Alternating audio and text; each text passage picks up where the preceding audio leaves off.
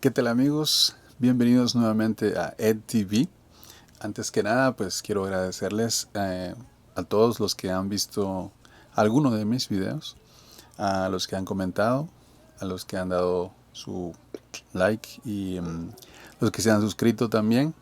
Como siempre les digo, lo importante es que se expanda el universo de The Warning. No tanto que se suscriban y todo, pero si es necesario para hacerlo, pues bienvenido sea y muchísimas gracias a todos los que eh, se han suscrito y han venido por acá y todo lo demás. Eh, Vamos a continuar con la serie de videos. En el anterior vimos un poco ya el inicio de The Warning y cuáles son, según yo y según mucha gente también, dos de las personas más importantes de The Warning, que es su padre, Luis Villarreal, y su mamá, Mónica Vélez. Eh, Él es el manager de The Warning, manager, como podría decirlo, manager general, y la mamá es la manager personal de la banda. Ella se encarga de sus hijas, ¿no? Como una mamá cuidando a sus hijas eh, en ese mundo, ¿no? Y el papá, sobre todo, se encarga de todo, ¿no? Lo que tiene que ver con la banda, con las giras, con los conciertos, con todo. Él, al haber trabajado también en un estudio de audio, él tenía un estudio de grabación, pues sabe mucho de audio y eso les ha ayudado mucho también a cómo suenan en vivo. Porque no me dejarán mentir todos los que han estado en un concierto de The Warning, suenan increíble, ¿sí? Yo pues no he tenido la oportunidad de ir a un concierto de The Warning.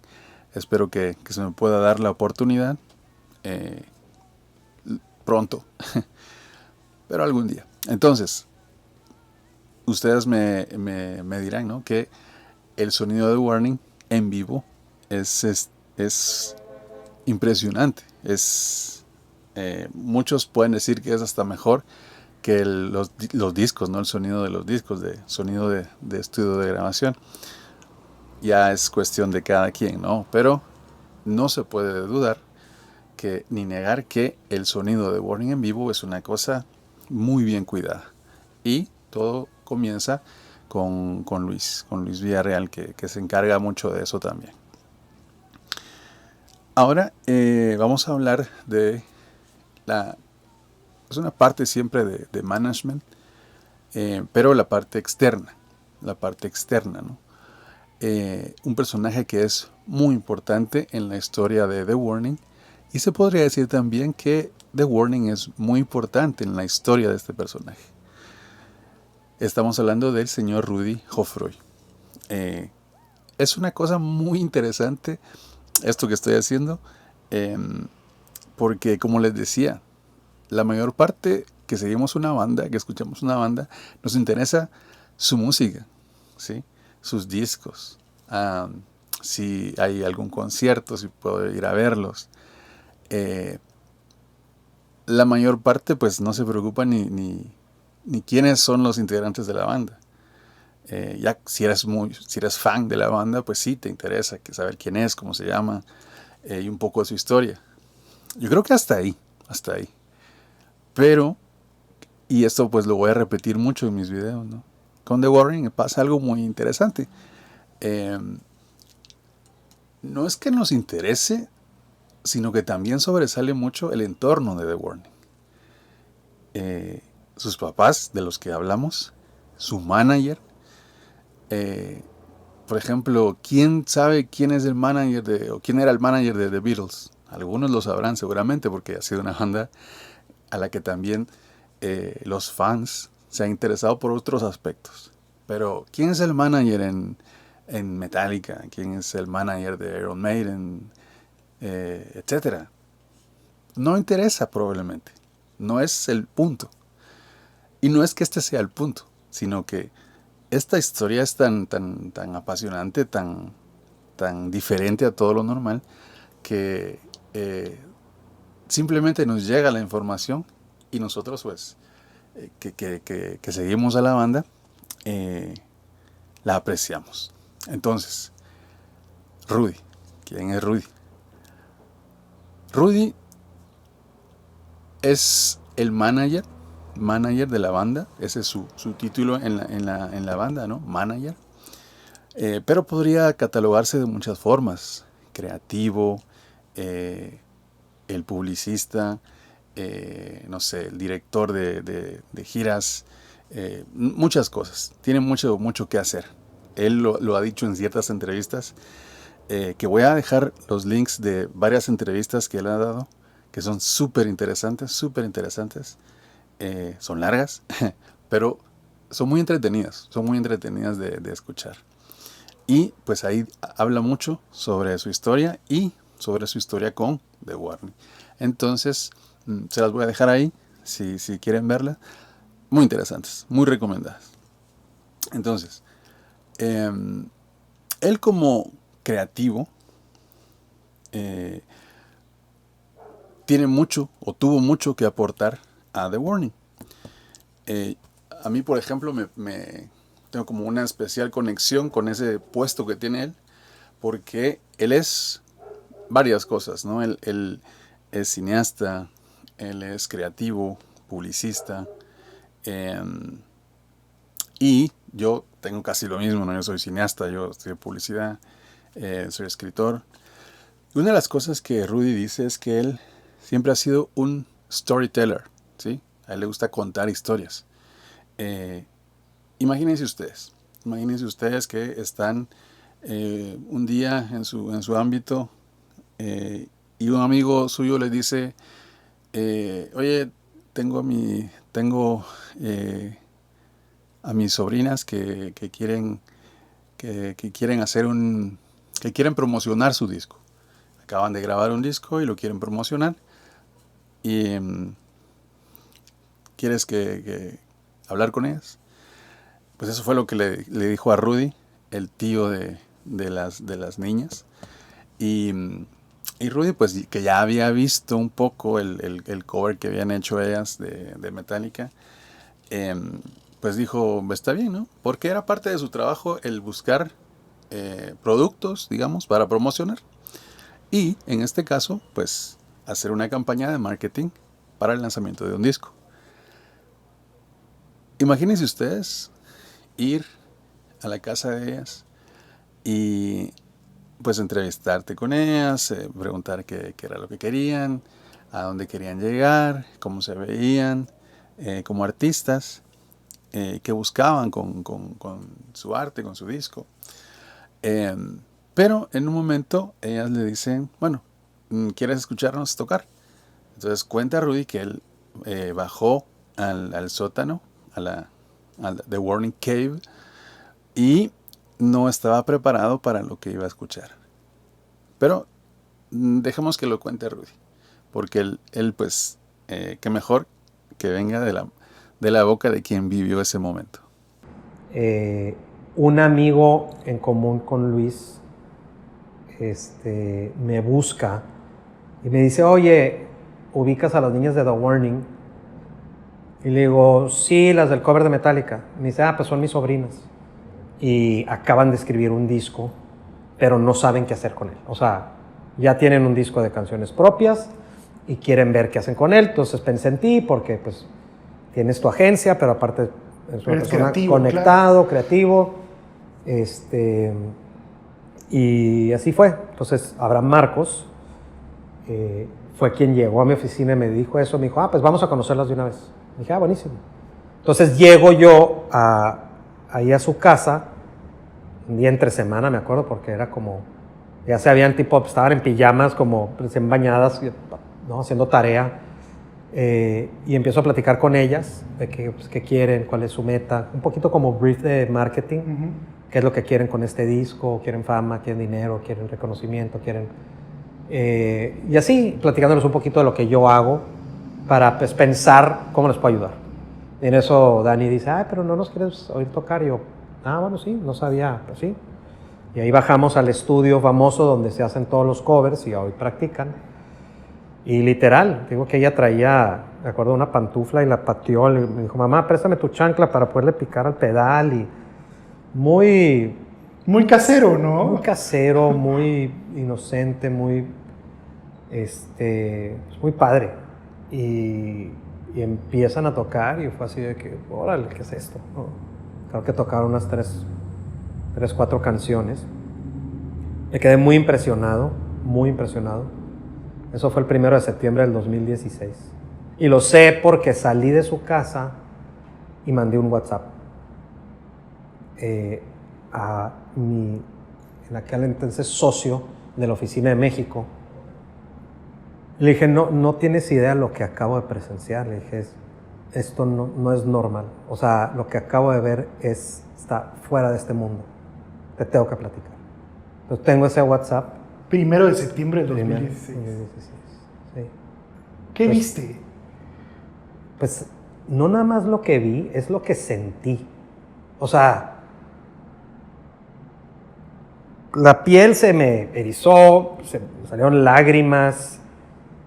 A lo mejor, o sea, ese sonido tan potente, pero aparte ver que eran estas 3 hermanas sonando tan, no sé, perfecto en ese momento, ¿verdad? Independientemente de errorcitos. O sea, fue como una sorpresa, pero una explosión que no esperaba. Y entonces, cuando yo me salgo de ahí, lo primero que se me viene a la cabeza en vez de una estrategia, o sea, fue, tengo que hacer que la mayor gente posible sienta lo que yo sentí ese momento. O sea, si yo logro que gente sienta eso, ¿no? Esto va a conquistar el mundo. Para mí esa historia siempre ha sido muy creíble. Muy creíble porque yo sé que a muchos de ustedes les ha pasado. Les ha pasado y les pasó eso con The Warning desde la primera vez que las escucharon, ¿no? Que sintieron algo, incluso a través de una pantalla. Porque Rudy dice, no es lo mismo ver en un video, pero casi. Muchos de nosotros hemos experimentado eso a través de un video. Imagínense tenerlo así, a 5 metros. Es increíble esta historia. Bueno, entonces, eso fue lo que hizo que la conexión entre este manager y esta banda fuera diferente, fuera como familiar también, ¿no? Muy familiar. Y es que eso es al final lo que buscan en la banda, que cada uno de los papeles, cada uno de los roles que hay, se sienta familiar. Sí, es un trabajo, pero que se sienta también como algo familiar. ¿Cómo se logra? ¿Cómo se consigue eso? Es muy difícil, porque tienes que creer en lo que estás trabajando. No lo tienes que ver como solo como un trabajo. Tienes que verlo también como un proyecto de vida que estás llevando junto a otras personas. Y eso solo se logra cuando hay cierta familiaridad. Hay cierta familiaridad entre quienes están haciendo ese trabajo.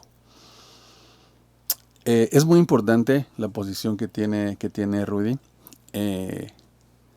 A partir de que él empezó a poner su experiencia en marketing, su experiencia y sus contactos, empezó a ponerlos al servicio de la banda empezó a crecer.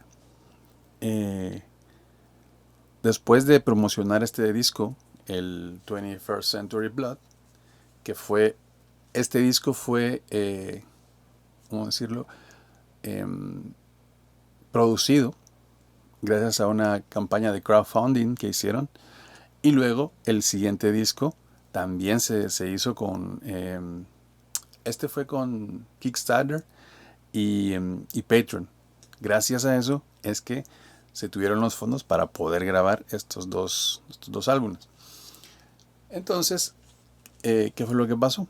Lo que pasó fue que, como todo proyecto que tiene algo, algún proyecto que es verdadero, que tiene sustancia, va creciendo.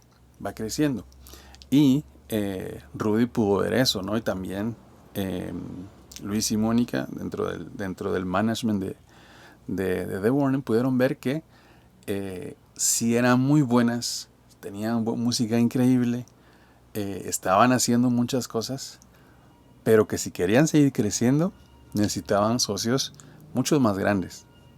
Porque, y no nos mintamos, es así, la industria es así. Para mí, el primer álbum, incluso, y voy a hablar acá de un EP del que no he mencionado nada, que es Escape the Mind. Para mí, incluso en Escape the Mind hay algunas canciones que si las hubieran escrito para, no sé, para Taylor Swift, para, no sé, para las mayores exponentes del pop actual, hubieran sido éxitos. Y me van a decir, loco, ¿no? ¿Cómo piensas eso? Pero yo estoy casi seguro. He visto letras horribles ser una super canción de pop, un super éxito de pop. Y no digamos las letras de The Warning, que a lo mejor en Escape the Mind, no todas, pero puedes ver algunas que son muy inocentes, que son muy juveniles. Por supuesto, eran niñas cuando lo escribieron.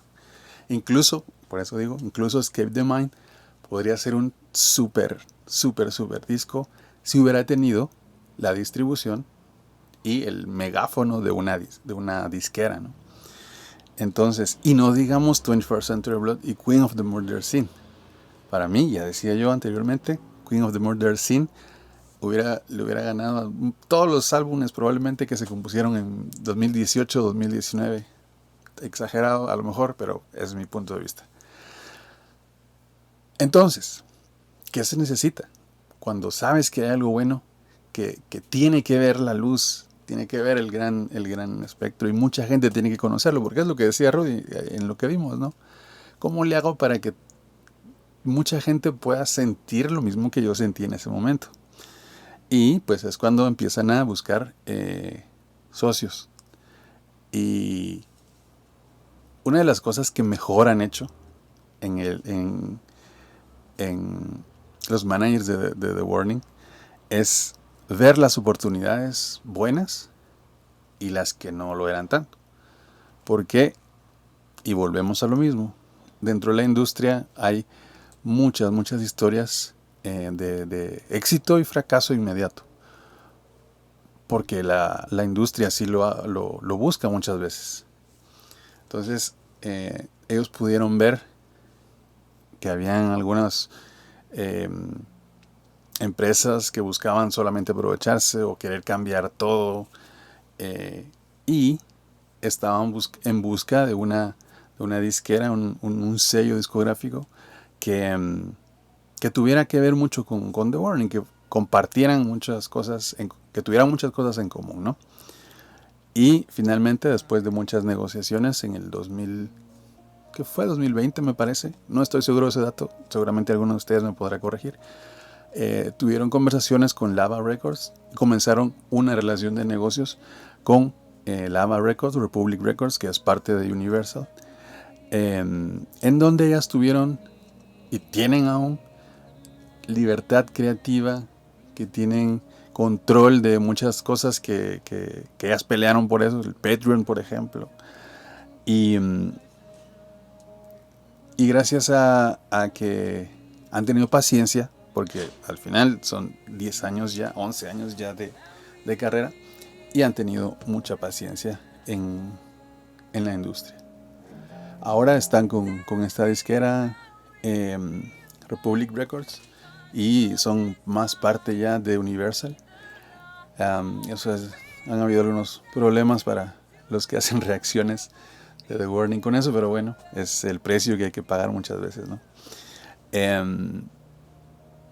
Ahora con esto, como ellas mismas decían, ¿no? Se sienten como súper poderosas, ¿no? Que pueden tener su música en películas, en series, en un montón de lugares, hacer conciertos en otros lugares también que no habían pensado, pero que es una gran ayuda, que son unos socios al final.